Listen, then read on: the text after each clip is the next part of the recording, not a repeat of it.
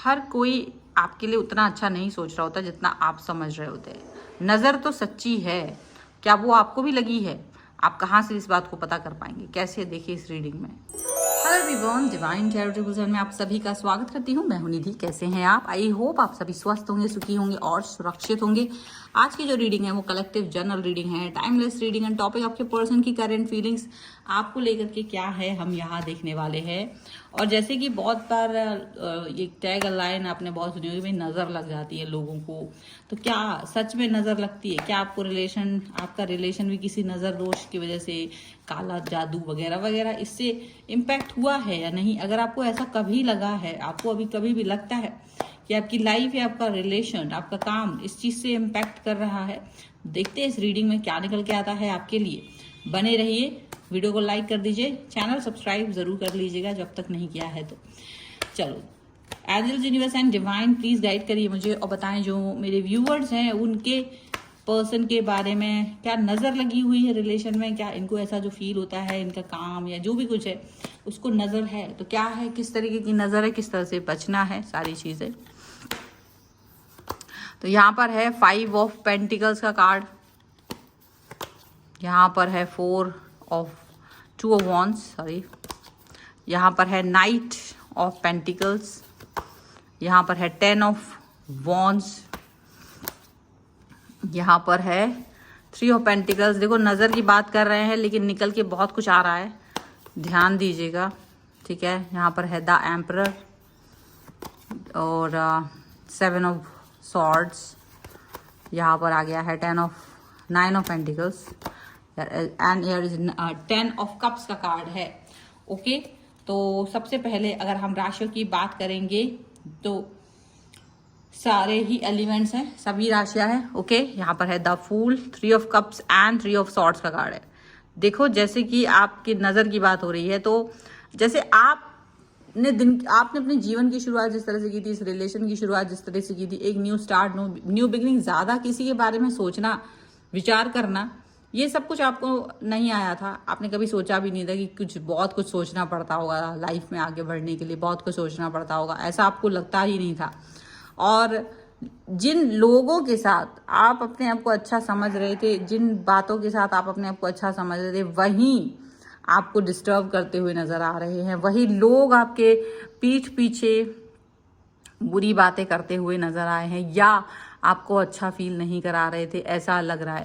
और डेफिनेटली आपका रिश्ता, आपका काम, आपका रिलेशन कहीं ना कहीं एक अजीब सा, पहले जो स्टार्ट में बड़ा अच्छा था वो धीरे धीरे एक कमतर होता चला जा रहा है। एक ऐसा दिखता रहा है कि वो चीज़ अब काम नहीं कर पा रही है, पता नहीं क्या हो रहा है। अभी जैसे आपके पर्सन हैं, आपका उनका जो रिलेशनशिप बड़ा हेल्दी रहा है, बहुत अच्छा रिलेशन रहा है आपके, उस रिलेशन में आप अचानक से आप फील करोगे कि अब उतना अच्छा नहीं रह पा रहा है, या तो वो पर्सन आपसे दूर चले गए हैं। वो कोई भी कारण हो सकता है, उनके काम की वजह से उनको डिस्टेंस मिल गया हो, आपने किसी भी रीज़न की वजह से वो दूर चले गए हों। जो पहले कहीं करीब रह रहे थे आपसे बहुत दूरी पर चले गए हैं, ऐसा लग रहा है।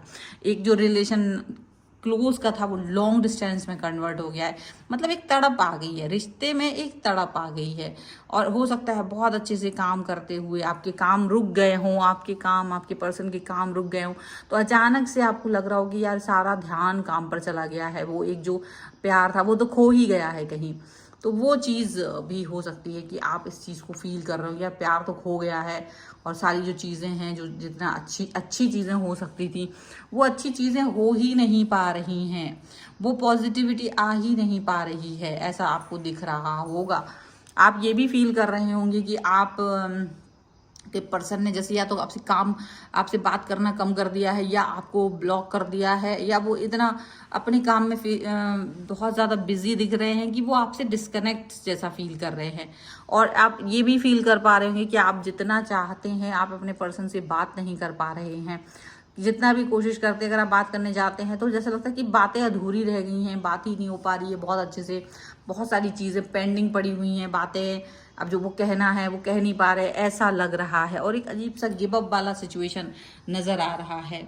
और वो सिचुएशन नज़र आने का रीज़न क्या है, जितना भी आपके रिलेशन में गड़बड़ है, पैसे को, स्वास्थ्य को, रिलेशन को, बातों को लेके, टाइम को लेके, जितनी चीज़ें हुई हैं वो अनयूजुअल हैं। यानी आप लोग ऐसा कभी नहीं करते थे पहले, आपके जो कभी नहीं हुआ ना लाइफ में वो अब हो रहा है। उसका रीज़न क्यों कि ऐसा ये जो चीज़ें हैं, जब आप खुश होते हैं, जब आप पॉजिटिव होते हैं, आपकी ऑरा पॉजिटिव होती है, आपकी चीज़ें और पॉजिटिव होती है। लेकिन सच तो ये है कि आप में बुद्धि नहीं होती, आप उस चीज़ को समझ नहीं पाते। आप सबको अपने जैसा समझ रहे होते हो, आप सबको ये सोच रहे होते हो कि जितने लोग हैं, जैसे मैं सबकी खुशी में खुशी फील करती हूँ, करता हूँ, मेरे साथ भी लोग वैसे ही फील करते होंगे। जो मेरे दोस्त हैं, मेरे रिश्तेदार हैं, जो मेरे अड़ोस पड़ोसी हैं, वो जैसे मैं उनकी हर बात में खुश हो रही हूँ, जैसे मैं अच्छा फील कर रहा हूँ, वैसे ही ये भी मेरी हर चीज़ में खुश होंगे। तो आप अपने आप को पॉजिटिव हो तो पॉजिटिव दिखाई दे रहे हो, स्टेबल दिख रहे हो, काम पर जा रहे हो, अच्छा रिलेशन है तो आप उसके बारे में डिस्कस कर रहे हो, अपने फ्रेंड्स के साथ डिस्कस कर रहे हो, क्योंकि you need someone to talk about your person. तो आपको लगता है कि मेरे पास कोई होना चाहिए जिससे मैं बात करूं तो उसको मेरी बात समझ में आए, ठीक है, ऐसा होता है। और आप इस चीज़ को फील कर रहे होते हैं। लेकिन पता क्या होता है, जैसे ही आप ऐसा कुछ भी कर रहे होते हो, जैसे ही आप अपने आप को लोगों के सामने प्रस्तुत कर रहे होते हो, उनको अपना समझ रहे होते हो, लेकिन कोई भी इंसान आपको इतना अच्छा नहीं समझ रहा होता। आप अपनी लाइफ में स्टेबल हो, देखो कोई भी स्टेबिलिटी हो सकती है जहां आपको देख करके लोग एक दूसरे को कंपेयर कर, देखो उसको, देखो देखो उसको, देखो तो हो सकता है कि आपको भी कंपेयर करने की वजह से कई लोगों ने आपको एक उदाहरण के तौर पे प्रस्तुत किया हो अपने रिलेशन को। देखो उसका रिश्ता, देखो कितना अच्छा है, देखो उसको, देखो पैसा कितना अच्छा कमा रहा है, देखो उसका हेल्थ, देखो वो अपने हेल्थ पर ध्यान दे रहे हैं, देखो उसको, देखो। तो ऐसे ना जो लोग नहीं भी देख रहे थे आपको, वो लोग भी आपको देख रहे थे अचानक से। और वो कैसे देख रहे थे, वो सारे असफल थे, वो कहीं ना कहीं अपनी लाइफ में स्ट्रगल कर रहे थे, और वो उनको उनका देखो, उनका वैसे ही असफलताएं उनको दिख रही थी, बट एक आपका सफल होना एक उनको टॉर्चर की तरह करवाया जा रहा था, फील कराया जा रहा था कि देखो उसको, देखो।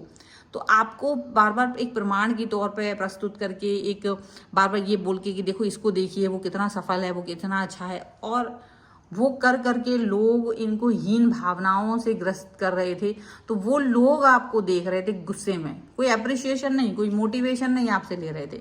वो आपको देख रहे थे कि यार ये भी एक चुनौती बन के मेरे सामने खड़ी हो गई है, खड़ा हो गया। एंड दैट्स वो रियली बहुत स्ट्रेंज है, बहुत खतरनाक सा ये है कि जैसे ही इनकी गिद्ध दृष्टि, दिव्य दृष्टि होती है और गिद्ध दृष्टि होती है, तो गिद्ध दृष्टि जब इनकी आपके ऊपर पड़ी, तो जो आपका बहुत अच्छा सा काम धाम चल रहा था, आपका जो हेल्थ चल रहा था, देखो अपने अलग अलग लोगों के लिए अलग अलग चीज़ें प्रभावित होंगी, किसी का हेल्थ, किसी का काम, किसी का रिलेशनशिप, किसी का पीस ऑफ माइंड, किसी का लाइफस्टाइल, वो डिस्टर्ब होगा। तो यहाँ आपने जितना ऐसा फील किया कि मैं अच्छा हूँ, तो आपका हो सकता है काम डिस्टर्ब हुआ हो, आपका पॉजिटिवनेस डिस्टर्ब हुआ हो, आपकी एक अच्छाई डिस्टर्ब हुई हो, ऐसा हो सकता है। आप अपने यहाँ पर हो सकता है कि जितना प्यार आपको फील हो रहा था, वो प्यार, जो कनेक्शन वो देख रहे थे, अरे इतना अच्छा रिलेशनशिप, तो उन्हें दिखा, उन्हें लग भी रहा था, लेकिन उन्हें लगा कि ये मेरे अकेले के सोचने से तो नहीं होगा ना, ये मेरे अकेले के करने से तो नहीं होगा ना, रिश्ते में दूसरा आदमी भी तो इन्वॉल्व है। अगर मुझे काम नहीं चल रहा तो मेरे अकेले करने से थोड़ा ना हो, मैंने एफर्ट्स तो लगाए हैं या नहीं लगा रहे हैं या कुछ। तो वो चुनौती की तरह जब आपको देख रहे हैं, तो उनकी जो एक आह है वो आपको लग रही थी, वो उसकी वजह से आपका काम अचानक से, आपका रिलेशनशिप अचानक से खराब होने लगा। तो क्या मिलता है संदेश, यही कि हमको सारी चीज़ों को एक्सप्लोर नहीं करना चाहिए, ना एक्सपोज करना चाहिए। हमको हर व्यक्ति को अपनी बातें नहीं बताना चाहिए, हमको हर व्यक्ति के सामने ये नहीं सोचना चाहिए कि मेरा हितैषी है तो मेरा फ्रेंड है, कि मेरा रिश्तेदार है, कि मेरा पड़ोसी है, कि मेरे से ये भी तो अपना सब कुछ डिस्कस करते हैं। तो आप सोचो कि भाई मैं भी इनसे सब बातें डिस्कस करूं, मैं भी इनसे सब बातें बोलूं, लेकिन कोई ज़रूरी तो नहीं जिस तरह से आप इनको वो बातें बता रहे हैं वो भी उस तरह से खुश होकर सुन रहे हैं।